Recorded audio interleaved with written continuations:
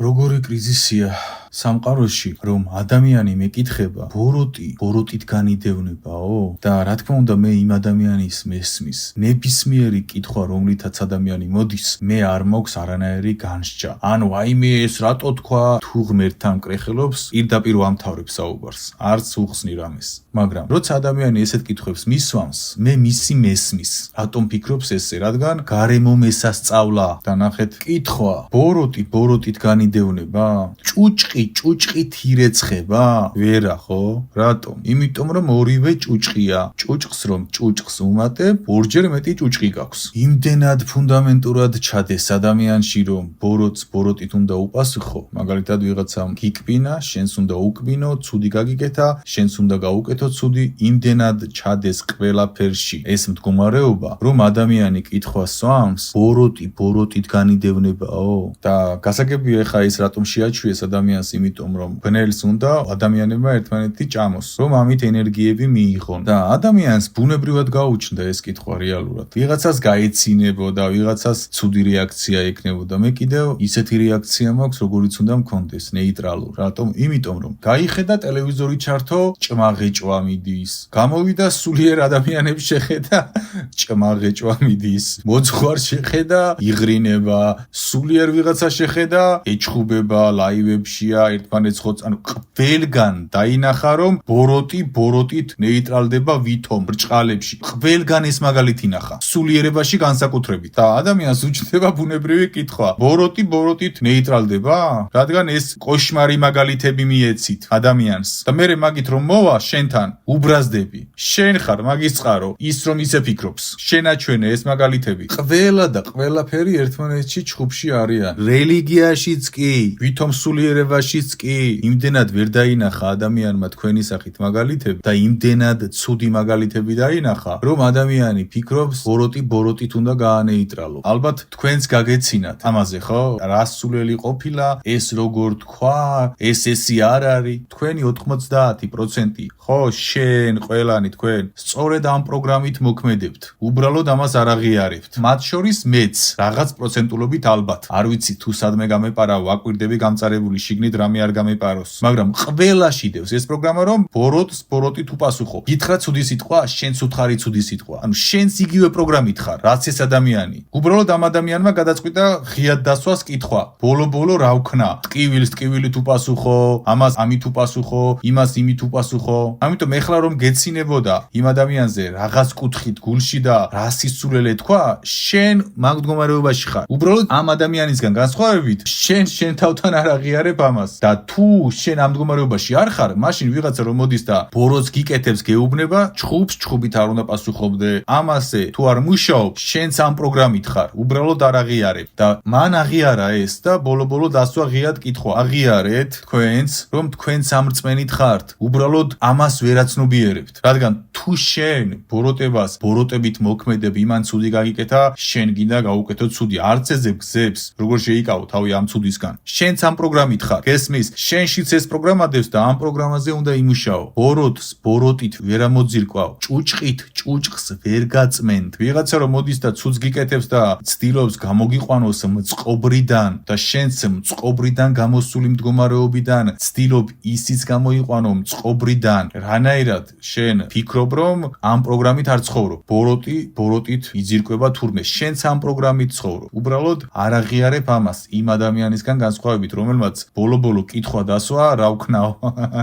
შენ სვამ მაგ კითხვას? თუ არ სვამ მაგ კითხვას, მაშინ დასვი ეს კითხვა შენში. ყოველთვის რაღაც პროგრამა გვიბიძგებს, ის გაუბედე შენ, მოდი გაგილაწუნო, მოდი უკან გიპასუხო. აი ეს რაღაცა მახინჯი ფორმა ჩაგვიდეს დიდი ხნის წინ და ყველაში დევს ეს. მათ შორის ჩემშიც. მე ვმუშაობ ამაზე დიდი ხანია და მაქსიმალურად ამოვიღე. ეხლა ბოლომდე რო ამოიღო, მაშინ ფრთებს გავშლი და გავფრინდები. და ნახეთ, ამაშია საქმე. შენ თუ ბოროტი ბოროტით პასუხობს, შენც ამ პროგრამით ცხოვრობ. და ეს პროგრამა იმდენად უხილავია და იმდენად არავინ არ ფიქრობს ამაზე, რომ საერთოდ ამის არსებობის შესახებაც არ იციან ადამიანებმა. და ეხლა ხომ იცი. ხო და ეხლა დაიწყე მაგაზე მუშაობა. რით პასუხობ, რით ცდილობ ბოროტის დამარცხებას? ბოროტითვე და ამარცხებ? ვერა, ხო? მაშინ დღეიდან ამაზე ფიქრი დაიწყე. როგორ რეაგირდე ბოროტი როცა მოდის? გაეცალო, მშვიდი თუ პასუხო, ოჯახის წევრი თუ იქნება ჩაიხუტო, გაანეიტრალო, დაამთავრო ეს სიმახინჯე, თუ განაგრძო ამ სიმახინჯით ცხოვრება და ვერაფერს ვერ მიაღწიო სულიერებაში. და სულიერებაში თუ ვერაფერს ვერ აღწევ, შენ ვერაფერი ვერ მიგიღწევია ამ სამყაროში. რადგან ფუნდამენტია სული, ხოლო მიწიერი მოვლენები არის სიზმარი. ხო გქონია სიზმარი, კარგი იყო, ხო? მაგრამ არ იყო ფუნდამენტურად მნიშვნელოვანი, არაფერს არ წარმოადგენს, ხო? ისეთივეა დედამიწა. და ნუ იქნება ის ადამიანი, რომელიც გააცნობიერებს ბოლოს, რომ თურმე სიზმარს დასდევდა და თავისი ფუნდამენტი დაავიწყდა თურმე. არის პროცესები, რომლიდანაც უკან ვეღარ ბრუნდები და სამუდამოა. სამყარო არის ძალიან მკაცრი, სამუდამოა რაღაც, როცა ხდება სამუდამო. შენ აქ გაქვს ლავირების საშუალება, ორ შუალედში ხარ გაჭედილი სიკეთესა და ბოროტებას შორის და კიდე პატიობენ და კიდე გადაწყვეტილი არ არის სათხარ როგორ ხარ და მერე უკვე ფუნდამენტი ხდება. მორჩა, სამუდამო, უსასრულო. ამიტომ ეს პროგრამა ამოიღეთ, იმან გიკმინა, შენ უკმინე. შენ უკმინე, მან გიკმინა. ეს პროგრამა ამოიღეთ. როცა ეს პროგრამა გეჭიდავება, როცა ვიღაცამ გაწყენინა, გააჩერე, ებრძოლე ამას, როგორც მებრძოლი ომში, ისე ამოძირკვე ეს მახინჯი. ესეთი კრიზისია სამყაროში. ადამიანი უკვე იმაზრამდე მივიდა, რომ კითხვას სვამს, ბოროტით უნდა გავანეიტრალო და ყველა ბოროტით განეიტრალებას ცდილობს. ფაქტობრივად ყველა. ესეთი კრიზისია და მე არ მესმის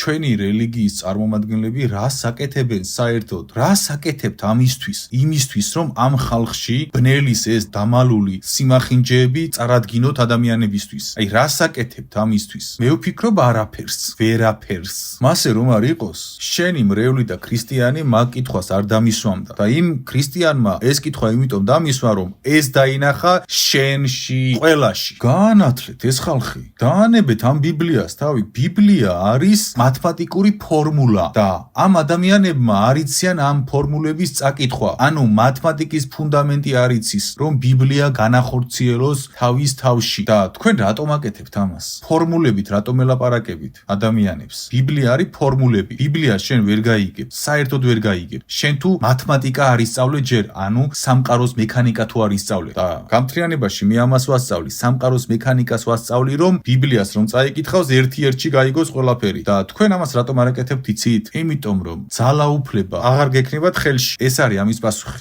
ეხლა შენთან მოდის და ელვაში მოყოლილი თხასავით გელაპარაკება. ეს გინდა, რომ ელვაში მოყოლილი თხასავით გელაპარაკოს ესე თვალგახელილი და არაფერი იცოდეს. მოგეკრას, მოგეწეპოს. შენ იყო მისი კუმირი. ვიცი რომ შენ ეს არ გინდა, გარკვეულ მოძღვრებზე მაქვს საუბარი, ვინც სუფთაშია. მაგრამ შენ იმ სისტემის ნაწილი ხარ, რომელმაც ეს პროგრამები ჩადეს.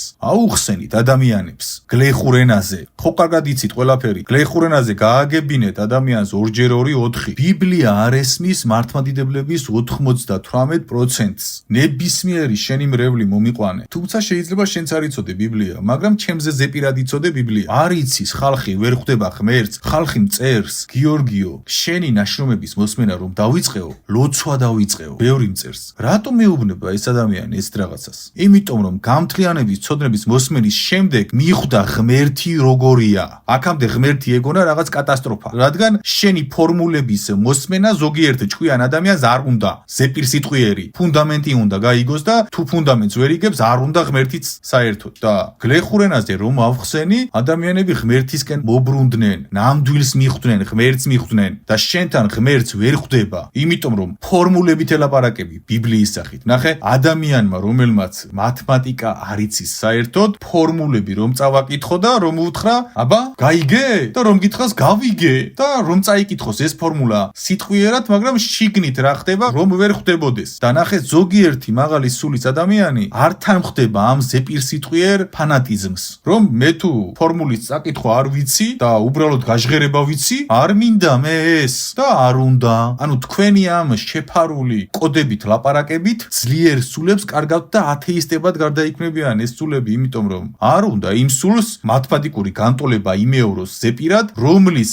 მნიშვნელობა საერთოდ არ ესმის, რადგან არ აუხსნეს გლეხურ ენაზე. შენ როგორც მოძღვარი ვალდებული ხარ გადაუთარგმნო მთლიანი ბიბლია. საერთოდ ბიბლიის ცალკე თარგმანი უნდა არსებობდეს რამდენიმე ტომი, თითეული კვანძის. როგორია ღმერთი, შენ გამოდიხარ და ეუბნები ღმერთი გსჯის, მაგალითად. გააგიჟდა ის ადამიანი მაღალ სულშია. რა ღმერთი მსჯის, ღმერთი თუ სიყვარულია. მე ვუხსნი, ღმერთი კი არ გსჯის. შენ რომ შეცდომას უშვებ, ღმერთს რომ შორდები, ეს არის შენი სასჯელი. და არა ის რომ ღმერთი სჯის, ღმერთი არასდროს არ სჯის არავის. ავტომატურად ხდება ეს. როცა სამყაროს მექანიკას არ ყვევ და ესეთ რაღაცეებს უხსნი, არაფერს არ უხსნი და არაფერი არ იცის, არც რწმენა მყარდება მისი მოქმედება, არც ის, არც ეს და რა ამით. ელვაში მოყოლილი თხებივით არიან და ელვაში მოყოლილი თხასავით არის ბიბლია ზეპირად ვინც იცის, ისინიც. მე რასაც ვაკვირდები. არ იციან შინაარსი. ფორმულებს ლაპარაკობენ და ფორმულა როგორ გამოიყვანება, ფორმულის მიმატება, დამატებები შიგნით რა ხდება,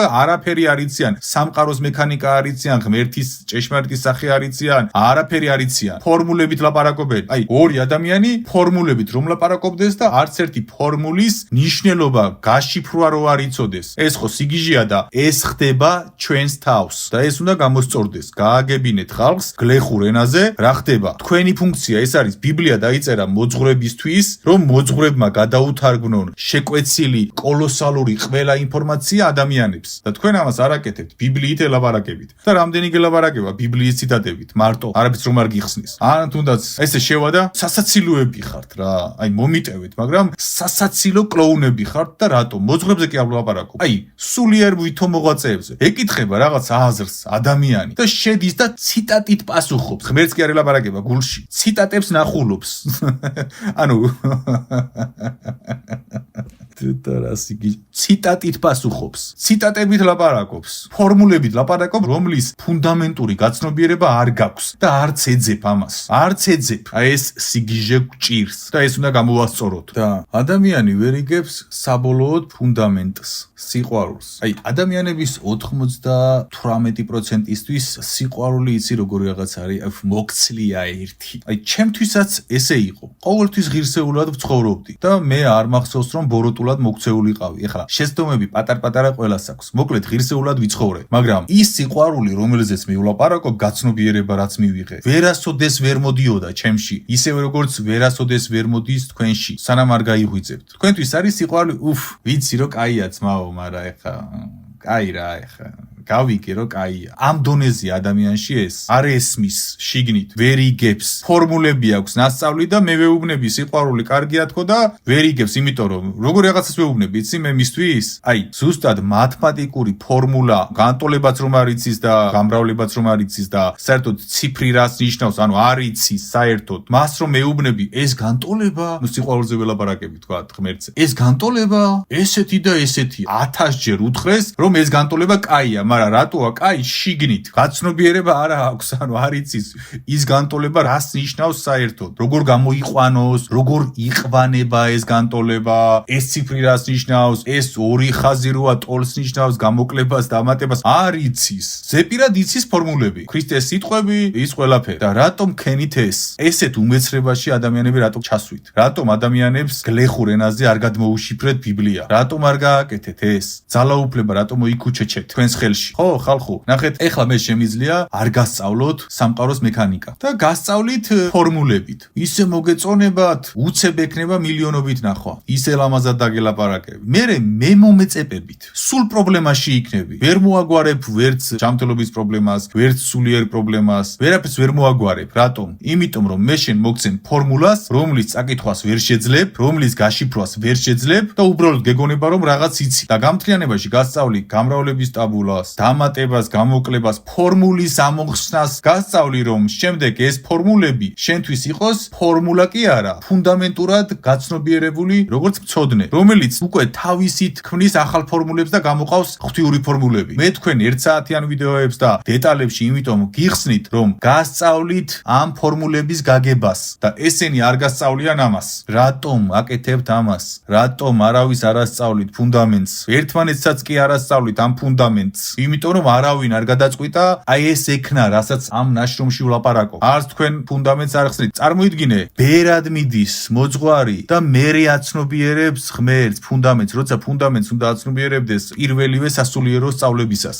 რატომ? იმიტომ რომ თქვენ სასულიერო სწავლებისას მას კი არ ასწავლით ფუნდამენტს, არამედ ასწავლით ფორმულებს მოძღვრებსაც და მერე მოძღვარს უწევს თავისი ტყავით გაშიფროს ეს ფორმულები. ვერ გავიგე, აქამდე ვერ გაშიფრეთ ეს ფორმულები? რომ გაშიფრული ფორმულები ასწავლოთ, მერე ასწავლოთ ბიბლია. ზეპირად რა გითხრათ? ერთი მოძღვარი საუბრობდა და მე იქ ვისაუბრე, ლაივში ვიყავი და ესე იგი იმოღვაწა ამ მოძღვარმა, კეთილშობილი მოძღვარი იყო და იმდენი ხანი იმოღვაწა და მერე მიხვდა რა უნდა იქნა. მე მაგას მივხვდი 3 წელში და ის მოძღვარი მერე მიხვდა და რას მეუბნება? მეო ეხლაო, ჩემი ლოცვების წერა დავიწყეო, ჩემს ლოცვებს ვამბობო. ანუ ღმერთი ელაპარაკება პირდაპირ და ხედავს რომ იქ რაც ხდება, თლად ისე ხარისხიანად არ ხდება როგორც საჭიროა და დაიწყო ფიქრი ღვთიურად და ჩემ დაწერილ ლოცვებს კითხულობო და იმ რაღაცეებზე დაიწყო ლაპარაკი, რასაც გამთლიანებაში გასწავლით. თან ისე თქვა, არ უნდოდა რომ ბოლომდე ესაუბრო, იმიტომ რომ არ მოიწონებდნენ ამას სხვა მოძღვრები. არა და ჭეშმარიტებას ამბობს.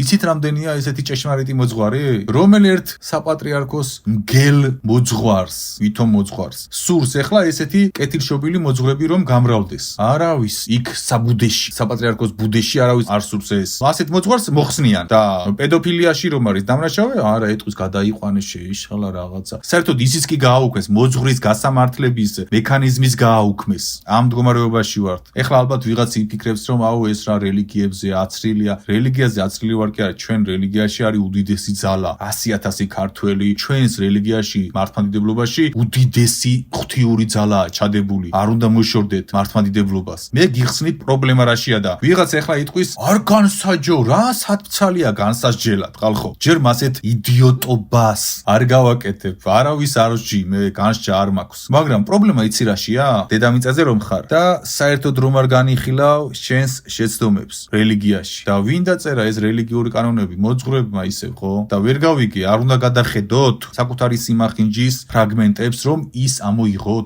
ამაზე თუ ლაპარაკი არ დაიწყე, როგორ ამოძირკვავ ამ სიმახინჯეს? როგორ უნდა ამოძირკვო შენ, შავი მაგი შენი ტაძრიდან, თუ ამაზე არ ლაპარაკობ, რომელიც გამოდვებით აკეთებს შავ რიტუალებს, რომელსაც უყურებ, სტიქაროსანი მოდის გეუბნება, მოძღვარო ეს რას აკეთებს, ის რას აკეთებს და ხმას არ იღებ და იძახი, ღმერთი მიხედავს ამასო და ხო ისიც მოცლილია, ის შავი მაგი და რადგან არ გამოდის საქმე, ამიტომ დადის სულ. ის იმიტომ დადის სულ, რომ გამოდის ის საქმე, იმიტომ რომ შენ უნდა იცავდე ტაძარს, შენ უნდა უშიფრავდე ბიბლიას, ადამიანებს, შენ არ აკეთებ იმ გასაკეთებელ საქმეს, რასაც უნდა აკეთებდე. და ამას რო არ აკეთებ, საკუთარ სისუსტეებს თუ არ უყურებ და ადამიანებს რომ აძლევ რჩევას, თქვენი სისუსტეები დაინახეთ, ადამიანი ხედავს ქვეცნობიერად ყველაფერს, ხედავს რომ შენ არ გაქვს საკუთარი სისუსტე დამუშავებული და საერთოდ მოძღვრების სასამართლო გააუქმე, რომ ვიღაცა მოძღვარმა თუ ჩაიკაკა, პასუხი მოეთხოვოს. ეს ამოიღე და გამოდიხარ და ადამიანს ეუბნები, პასუხი აგე საკუთარ მოქმედებაზეო. ცინიკოსი ხარ თუ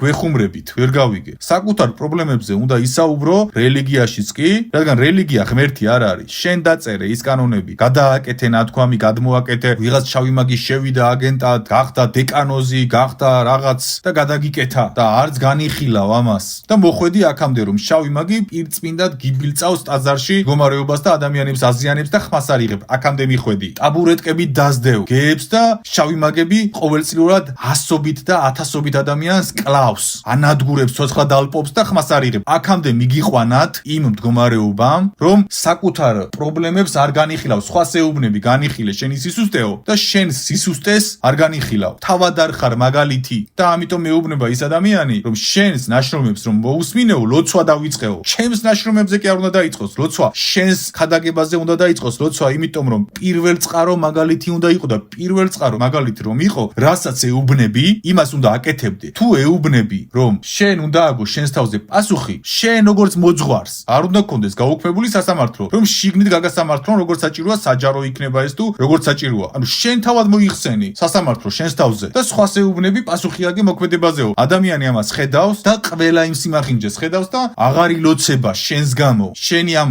სიმახინჯეების გამო, რომელზეც არ ლაპარაკობ და არ ასწორებ და არ მუშაობ ამაზე. რელიგიაზეა საუბარი და არა ღმერთზე. ქრისტემ რაც თქვა, ყველაფერი ჭეშმარიტია, ამათმა ფორმები შეუცვალეს. აი ზუსტად ის გჭირთ. ადამიანი მწერს 10 წელი მონასტერში ვიყავიო, 5 წელი ტაძარშიო და დავწყევლე ერთიო, ფეხი მოტყდა, დავწყევლე ის მოუვიდა, დავწყელეს და რომ ვუთხარი რომ წყევლა ცუდია თქო, ჩხუბი დამიწყო და ბიბლიიდან მომიყვანა ციტატები. ისე დაამახინჯეთ ადამიანები, რომ ბიბლიიდან მოყავს ციტატა, რომ წყევლა კარგია. მომიტევე, მაგრამ დებილი უნდა ვიყო, რომ დავუშვა საერთოდ ეს მდგომარეობა თავში, რომ წყევლა რაღაცნაირად კაი ყოფილა თურმე, ანუ რანაირად უნდა დამიმახინჯდეს გონება, რომ წყევლა კარგია და რანაირად დაუმახინჯე იმ ადამიანს 10 წელი მონასტერში და 5 წელი ტაძარში, რომ ეს ვერ გააგებინე. რატომ ვერ გააგებინე, იცი ეს? 2+2 კი არა, 1+1 ვერ გააგებინე 10 წლის განმავლობაში. აბა იქ რას აკეთებდი ამდენი ხნის განმავლობაში? შენს მორჩილს რას ასწავლიდი ამდენი ხნის განმავლობაში? 1+1 თუ ვერ ასწავლე. ეხლა იტყვი, ჩემი პასუხისმგებლობა არ არის ეს. რას ქვია, შენი პასუხისმგებლობა არ არის ეს? ჩემთან რომ მოვიდეს ადამიანი, ჩემგან 1 წელში წავა გენიოსი, ღმერთთან პირდაპირ. იმიტომ რომ მე მასში შევხედავ, რომ ის ამას ვერ ხედავს. 1+1 შევხედავ და ვასწავლი. თუ არ ისწავლის, ვეტყვი წადი შვილო. რატომ ვეტყვი? იცი წადი შვილო? მე მას ვეტყვი, რომ შენ აქ თავს იტყუებ, შენ არ გინდა ღმერთთან და ის მიხვდება და არ წავა და ისწავლის. და შენც არ იცი, ეტყობა და არც იმან იცის და 10 წელი მონასტერში და 5 წელი ტაძარში და ადამიანი მეუბნება წყევლა კარგია და ბიბლიის ციტატები მოდის. ღმერთმა თქვაო, წყეული მციყავ, ანუ რადგან რაღაცა სამყაროც შორისი მექანიზმი აღწერა უფალმა სიტყვით, შენ იყენებ ამას მექანიზმად და იძახი კარგიაო, რადგან ბიბლიაშია ნახსენებიო. ბიბლიაში სატანაც ნახსენებია, მაგრამ კარგია? ამაშია საქმე. ფორმულებით ლაპარაკობს ყველა და ღმერთს ვერ ცნობს, ვერც საკუთარ თავში ადამიანი და ვერც გარეთ და ვერსად და იძახის წყევლა კაი ყოფილა თურმე და სხვა დანარჩენი. ეს გჭირთ თქვენ და ეს სიმახინჯე რო არის, ამას თუ არ შეხედე, ეს ბნელი თუ არ ამხილე საკუთარ რელიგიაში, საკუთარ ამ რაღაც გაუგებარ წესდებებში, რომელიც საიდან მოდის კიდე კაცი შვილმა არ იცის. ეს თუ არ ამხილე, სასამართლო თუ გააუქმე შიგნით რელიგიაში, ვინმე რამეს რომ აშავებს და ვიღაც ერთი დეკანოზი წყვეტს, ან ვიღაც საპატრიარქოდან შიგნით ვიღაც წყვეტს, ერთი მის ხუშტურზე. ვერ გავიგი, აბა რანაირად უნდა ამხილო ბნელი და რანაირად უნდა დაამარცხო ბნელი და თუ არ ამხილე შენში პირველ რიგში, მე ჩემს თავში ვამხილ პირველ რიგში ბნელს და მერე სხვას. აბა მე სხვა ვამხილო და მე არ ვამხილო ჩემ თავში ბნელი? ფარისეველი ვარ თუ ვინა ვარ საერთოდ? მაშინ რა გამოდის, კაცო? მე რასაც ვლაპარაკობ, მე იმას ვიცავ კბილებით ჩემ თავში და თქვენ ამას არ აკეთებთ და ვერ გავიგე, აბა რას აკეთებთ? რისთვის ხართ აქ? ბიჭო, ერთი თაობა დარჩა თან. ეს ახალგაზრდა თაობა, რომელსაც ესე ებრძვის ბნელი ყველა მხრიდან ბავშვებს,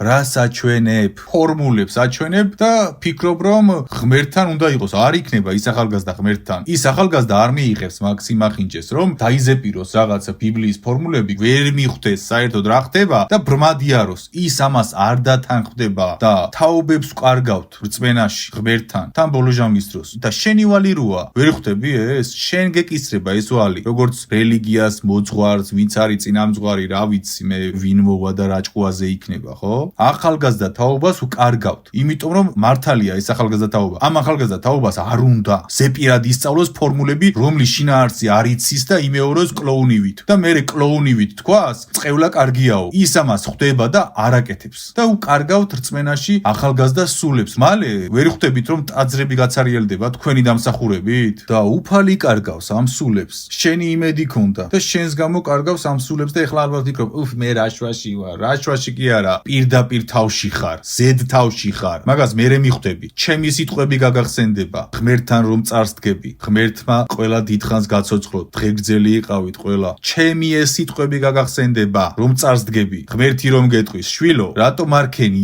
ის? თუნდაც რაც ეხლა მოისმინე აქ, ეს 2+2 4, რაც ვილაპარაკე. რამე გენიალური კი არ ვილაპარაკე, 2+2 4 მარტივი. არ მიიღებს ეს ახალი თაობა თქვენს ამ სიმახინჯეებს. გააცნობიერეთ და შესაძლებელია ბევრი რაღაც. ბიბლია კი არ არის არის შესაძლებელი. ან სახარებიდან ცოდნა კი არ არის შესაძლებელი. თქვენი დამახინჯებული, გადაკეთებული წარმოდგენებია შესაძლებელი, რომელიც დანერგეთ, რომელიც გარკვეულმა შავმა მაგებმა დაგინერგეს. შეკარგო ადამიანო, ეხლა არიან შავი მაგები ტაძარში, დეკანოზებადაც კი პირადად ვიცი და ვერ გავიგე რა ხდება, ხო? ვერ ხვდებით რომ მოძღვრებმა უნდა ამოიღოთ ხმა, სუფთა მოძღვრები უნდა გაერთიანდეთ. ამოიღოთ ხმა ერთობლივად, ლაპარაკი დაიწყოთ ის, რაც წარმოუდგენელია. მე ვიცი რომ თქვენ ამას ხედავთ. მე ვიცი რომ ყველა ამ სიმახინჯეს ხედავთ და ხმას ვერ იღებთ, იმიტომ რომ იცით რომ განკვეთავენ რელიგიიდან და მე ადამიანებზე ვეღარ იზრუნებ და არ გინდა ეს ვიცი, მაგრამ უნდა აჯანყდეთ, ხმა უნდა ამოიღოთ. საპატრიარქოში დაგეშილი მხეცები არ უნდა იყვნენ თქვენი მართველები. თქვენ უნდა იყოთ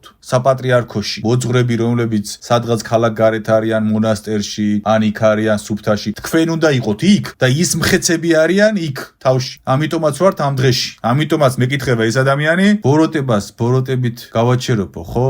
ანუ სწორად ვიციო, ხო, ეს ცოდნაო. ამიტომაც არის ადამიანი ამ დღეში 10 წელი, რომელმაც მონასტერში არა, 5 წელი ტაძარში, ამიტომაც ფიქრობს, რომ წევლა ნორმალურია, ცუდი არ არის. და კიდე რამდენი რაღაც, რომელსაც არ ვეხები ახლა. ნუ ახლა გარდაუვალი რომ არის, ჭერის ჩამონგრევა, თავზე რომ დაგენგრევათ ეს ჭერი, ეს გარდაუვალია. უბრალოდ სამწუხაროდ ბევრ ახალგაზრდა სულს ვკარგავთ რწმენაში. პრობლემა ამაშია, თორე თქვენ რომ ჭერი თავზე ჩამოგენგრევათ, გარანტირებულად, ეს ფაქტი არის. სამწუხაროდ ახალგაზრდა თაობას რწმენას უკარგავთ და არაფერს არ აგებინებთ, ფორმულებით ელაპარაკებით, რაღაც გაუგებარი მოქმედებებით ხართ, მახინჯ მაგალითებს აჩვენებთ და ასე შემდეგ. და ნამდვილი მოძღვრები, რომლებიც მართლა ღმერთთან არიან და მე ვინ ვარ მათთან შედარებით და საერთოდ მე ვინ ვარ, ხო? მართლა რომ ამდენ სირთულის გადალახვაში არიან ღმერთთან ლოცვებში, ისინი სადღაც ჩუმად არიან. მაგრამ ისინი გახდებიან მეფეები ბოლო ჟამის დროს, თქვენ ჩამოგენგრევათ ჭერი თავზე ყველას. მომავალ თაობას ჭირდებით და ჭირდები შენ. იმ 14 წლის და 13 წლისზე გოგოს ჭირდები, რომელიც შავმა მაგმა შეკრიბა ინტერნეტ სივრცეში, მერე პირადად შეკრიბა, მერე ტაროს გაშლები ასწავლა, შავი მაგია ასწავლა არასრულწლოვანს და გამოდიხარ და ვიღაც გეებს დასდევ და რაღაც კლოუნადას ატარებ და მერე ღმერთს ასეუბნები ღმერთს. მაინტერესებს. ის 14 წლის ბავშვი და ის შავი მაგი, რომელიც ისე გათამამდა, რამდენიმე ვიდეო ჩაწერა ჩემზე, რომ სასამართლოში ვუჩივლებო, ჩემზე ჩაწერა, რატო ჩაწერა ტარო კლავსო. ისე გაათამამეთ, რომ 14 წლის ბავშვებს ყრნის ის გოგო და რამდენიმე მოვიდა და უთხარი ტარო როგორ დაეწვა და რჩევები მივეცი. და ამათ რომ დასდევდეთ, ამის ნაცვლად გეებს დასდევთ და კლოუნადაში ხართ და ხმას არ იღებთ არაფერზე. იმ 14 წლის ბავშვების მე ჩემთან მოვიდა 2 და იქ იყვნენ ბევრი ბავშვები. ამ ბავშვს გამოუკითხე და ამიხსნა რომ ესეო შეკვრიბაო, გვასწავლა შავი მაგიის რაღაცები, მე არ ვიცოდიო ესა. შენც არ უხსნი, როგორც მოძღვარი შავ მაგებზე არაფერს. თავი როგორ არიდოს, უბრალოდ ეუბნები ცუდია. მოდი შენი ცუდია, წაიღე სადაც გინდა იქ და გააქრე საერთოდ. ვითომ ცუდია? რა ცუდია? აუხსენი ყველაფერი დეტალურად. 14 წლის ბავშვებზე ნადირობენ და გასდით და მე ეს ადამიანი გამოდის და ჩემზე ვითომ პოლიციაში მიჩივლა ტარო კლავს რატო ჩავწერე თურმე შავ მაგებზე ისე გაათამამეთ რომ ყველანაირ ტუტუცობაზე მივიდა მდგომარეობა და რა თქმა უნდა მე არაფერს არ ვაშავებ მე ყველა კანონი ყველაფერი გათვლილი მაქვს ღვთიურში მიწიერი კანონებიც და არავის პირადად არ მიმართავ და ასე შემდეგ უბრალოდ აი ამ სიმახინჯეში ცხოვრობთ თქვენი დამსახურებით ყველაფერთან ერთად მოძღვრებო და ვიცხათ იქ ზემოთ საპატრიარქოში 14 წლის ბავშვებს კრებენ ტაროს გაშლას ასწავლიან შავ მაგიას ასწავლიან არასრულწლოვანს ყრნიან სულიერად და შენ ხმას არ იღებ რისთვის ხარ აქ მაინტერესებს რისთვის ხარ ტაძარში რისთვის მე ამას ვერ ხვდები ანუ ამაზე პასუხი არ მაქვს მე ვერ ვხედავ შენს ფუნდამენტურ ფუნქციას რისთვისაც ხარ ხო და ეს ერთი ფაქტი და ეხლა იმ შავმა მაგმა იმ გოგომ რამდენი გარყრნა არასრულწლოვანი ყოველ თვე ახალ-ახალს ყრნის და შავ მაგიას ასწავლის 14 წლის ის კი არა რომ ზრდასრულებიში არჩიოს 14 15 16 წლების ვიღაცა მითხრა ვერ დაასახელე პირდაპირ ანუ რა ვუყო მე რა გავაკეთო გელაპარაკებით რა უნდა ქნათ რომ არ გაეკაროთ მათ გასწავლით დეტალებში და ვერ მივალ ვინმესთან და სიცოცხლეს ვერ დაუმთავრებ ეს არ არის ღვთიური მე მის მოღვაწეობას ვამთავრებ ტარო კლავს ნაშრომის და მსგავსი ნაშრომებით ვინც მოისმენს ვისაც ეყოფა ელემენტარული ანაბანა თავში და არ დაიწყებს არა ტარო არ კლავს ეს ღმერთის არის არა წყევლა კარგია ეს გჭირთ რა.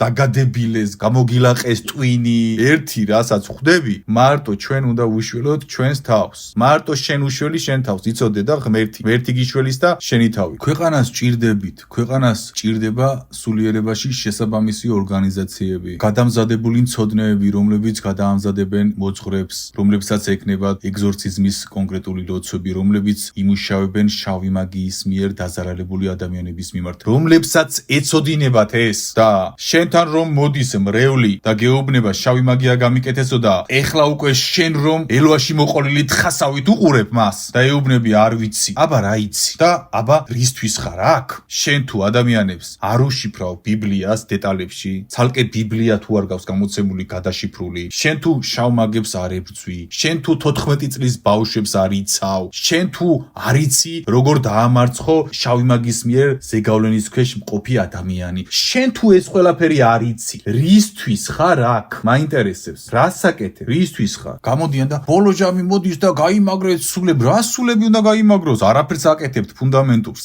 არაფერს ასწავლით ფუნდამენტურს, არაფერს უხსნით, არ ებძვით ბნელს, არაფრისთვის არ ამზადებთ ადამიანს ბოლო ჟამისთვის. მარტო გაიძახით, ესეთი იყავით, ესეთი იყავით, ესეთი იყავით. არაფერს არ აკეთებ და იძახი, ესეთი იყავიო. რას მელაპარაკები? შენზე უკეთესად ვიცი, როგორი ვიყო ესეთი კაცო? შენ უნდა მასწავლო მე როგორი ვიყო ესეთი. შავი მაგი რომ რაღაც გამიკეთებს მოვალ შენთან სპეციალური დაწესებულება ადგილი უნდა გქონდეს სამკურნალო ამისთვის ლოცვები და ერთი კაცი კი არ უნდა იყოს ქვეყანაში ან ორი კაცი ეგზორციზმის. საქართველოს უნდა ეყოს, იმდენი უნდა იყოს და თუ სადმე მოხდება ეს არასრულწლოვნების ეს ყველა პროცესები, უნდა ერეოდეს ამაზე, კანონის დონეზე უნდა იყო ამაში. და შენ გამოდიხარ და რაღაც სისულელეებს ლაპარაკო პოლიტიკაზე და რაღაცეებზე. თქვენ ღმერთს ზურგი აქციეთ ამით და ვერ ხვდებით. ბოლო ჟამის დროს განსაკუთრებით ხშირად ვაწყდები მოძღვრებს, რომლებიც რაღაცა ისე არიან რა, აი რატო არის ეს ურწმუნოებაში, რატო იქცევა ეს ისე, ასეთი კითხვები არ მიჩნდება მე ადამიანების მიმართ, იმიტომ რომ ვაცნობიერებ, რატომ არიან, იმიტომ რომ იმდენად გაყოყოჩდით სასამართლო მოხსენით, შიგნით საპატრიარქოში, რომ ერთმანეთი ასამართლოთ, რომელიმე შეცდომას თუ დაუშვებთ, რომ უკვე საკუთარ ჭუჭხს ვეღარ ხედავ და განსჯაში ხარ პირდაპირ და იძახი, ის ღმერთთან არ არის, ის ისეთია, ეს ესეთია, ეს ასე არ უნდა იყოს და შენ რო ხარ. ბიჭო, ამღზრდელმა თავი მოიკლა, ის ტყეში, მთაში, განათლების გარეშე აცნობიერებდა ყველაფერს და შენ ვერაფერს ვერ აცნობიერებ მოძღვარი ხარ, რომ შენ ხარ ამის ამღზრდელი და თავი უნდა დახარო, რომ ვერ გადაიცი, როგორც საჭიროა, მაგრამ არ ხარ შენ არც მაგდენ თამდაბლობაში, არც მაგდენ შეგნებაში, გაცნობიერებაში, მოყვასში და ამპარტავნებაში ხარ პირდაპირ და ამიტომაც გაიძახი, ეს წარწყდა ახალგაზრდა თაობა, წარწყდა შენს გამო. ვერ ხვდები მაგდენს? რომ ის რაც აღწერე, ამ ყველაფერს არ აკეთებ. არ აკეთებ, არც სულიერი საავადმყოფოები გაქვს გახსნილი, არც შავი მაგებისგან დაზარალებული ადამიანების სამკურნალო ლოცვები, არც რაოდენობაში ყავთ ეგზორცისტები. 3 თუ 4 მილიონი ვართ და ერთი ეგზორცისტის არ არის ქვეყანაში და რა უხრობა გჭირთ ბოლო კაც. როგორ დაგიწყოთ ლაპარაკი აღარ ვიცი, ხო? რა გჭირს? რატო არ შვები ამას? ეგზორციზმის მოძღვარი, იმიტომ რომ ნახევარი საქართველოს შეპყრობილია, ოღონდ თქვენ ამაზე არ ლაპარაკობთ. უნდა იყოს ყველა ქალაქში, სოფელში, მინიმუმ 1. ყველა ქალაქის რაიონში უნდა იყოს მინიმუმ 1 და რაიონში კი არა, ქვეყანაში არ არის არც ერთი ეგზორცისტი. ვერ გავიგე, სატანასთან ხართ შეკრული, ამ შავმაგებთან ხართ შეკრული, მე სხვა აზრი არ მიჩნდება. ვიღაცა ზემოთ შეეკრა დიდი ხნის წინ და თქვენ ხმას არ იღებთ ამ დაპროგრამებული ინერციით მოძრაობთ. ქვეყანა არის განსაკურნი ყველა კუთხით. ახალგაზრდებს უნდა გააგებინოთ გასაგები, ღვთის ენაზე უნდა ელაპარაკოთ, გადაუთარგმნოთ ბიბლიის ფორმულები. არ აკეთებთ თქვენ ამას. შავმა მაგმა უნდა იცოდეს, რომ არასრულწლოვნებს თუ გარკვნის პასუხისგებაში მიეცემა. არ აკეთებთ ამ ყველაფერს და ზიანდება ახალგაზრდა თაობა ტონობით. შავმაგიაში გადავიდა, დათაგე, ჩაწერე TikTok-ში თუ სადაც გინდა ტარო და მე ჩაწერე იესო ქრისტე. ტაროს აქვს 100,000 თაგი და იესო ქრისტეს 6,000. შენი ბრალია ეს, იმიტომ რომ ააყვავე შავი მაგია ქვეყანაში არ შეეწინააღმდეგე ამას. ერთი სიტყვა არ გამოუშვი პირიდან ტარო ცუდიაო, ტარო კლავსო. და იმის გამო რომ ხმას არ იღებ, ყოველი მეორე ტაროლოგი გახდა შავი მაგი და ამის გამო დაზიანდა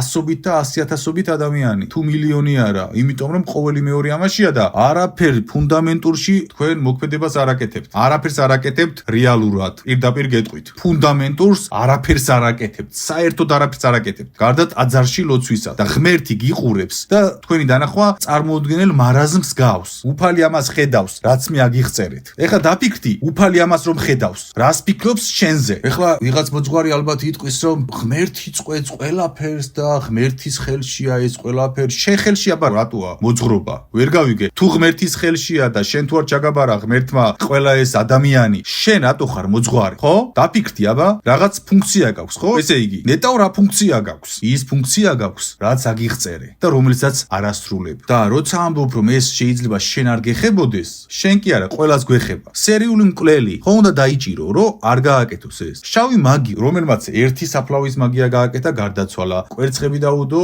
ოჯახის წევრები დაეხოცა, ასობით ადამიანი მოვიდა უკვე. და ვერ გავიგე, სერიული მკვლელი არ არის ის შავი მაგი, ვარესი არ არის? ვარესია, ხო? რადგან სერიული მკვლელი უბრალოდ კლავს და ეს წამებაში კლავს. და შენ რომ ამაზე რეაგირება არ გაქვს. სერიული მკვლელები ისე გაყოყოჩდნენ, რომ სასამართლოში გიჩივლებ, რადგან ტარო კლავზე დადე ვიდეო თურმე.